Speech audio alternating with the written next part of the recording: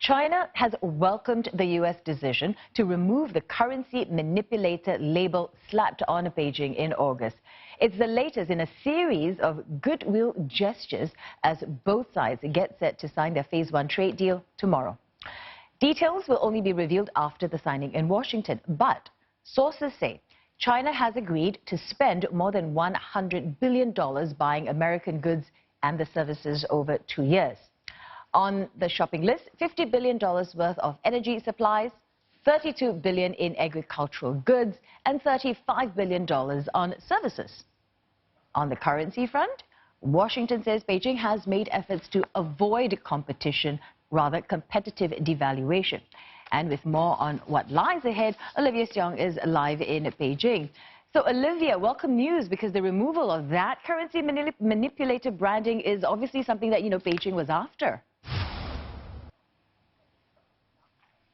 Well, that's one way of looking at it, but perhaps you could say that Beijing has felt that the U.S. should have never made that move in the first place. And even though the U.S. has said that China has made commitments to not devalue its currency, China's position has remained largely consistent since that branding and that label has been slapped on it by the U.S. in August. And today, China's foreign ministry has reiterated that China has never been a currency manipulator, and so the latest U.S. move, it says, is seen as being in line with the reality and in line with the international community's consensus as well. The spokesperson also pointed out that the International Monetary Fund had disagreed with the U.S. position on calling China a currency manipulator. It also said that, China is a responsible large country and would never, intentionally devalue its currency or use its currency as a weapon in terms of when it comes to trade frictions or resolving other external disturbances as well. The China's foreign ministry also reiterated that its yuan would be kept at a stable level. Have a listen. 中国将坚定不移地深化汇率市场化的改革。 继续完善以市场供求为基础，参考一揽子货币进行调节、有管理的浮动汇率制度，保持人民币汇率在合理均衡水平上的基本稳定。 China has agreed to boost purchases from the U.S. Olivia, does Beijing believe then that this is a fair deal?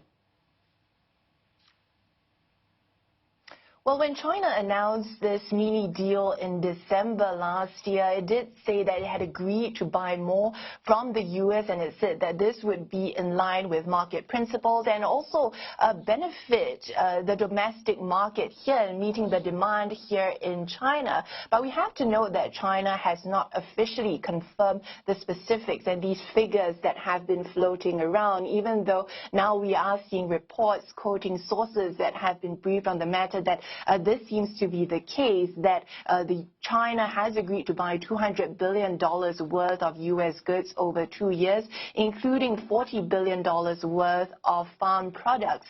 But it also says that, the reports are also saying that the agreement will see China buying more in terms of manufactured goods and services, as well as in energy as well. But details of the deal have been scanned, and China has been quite cautious about talking about these details of the mini deal, given the twists and turns that we've seen over this past year and a half. And we have to remember that the trade war is still ongoing, even though there's an easing of tensions. Billions of dollars worth of tariffs still remain in place on both U.S. and Chinese goods, and even a social media account on WeChat that is linked with the Chinese government here has said that this is just the first round of a game. Another issue is that more substantial issues with the U.S. Wanting to see China make structural changes, for example, in its industrial subsidy scheme, that has yet to be addressed. And so it is still very early on, and there are still lots of underlying issues that have yet to be resolved. The Trump administration has talked about Phase 2 of the deal, but China has maintained that this will very much depend on how Phase 1 is implemented. All right. Many thanks for that, Olivia Seong, speaking to us from Beijing.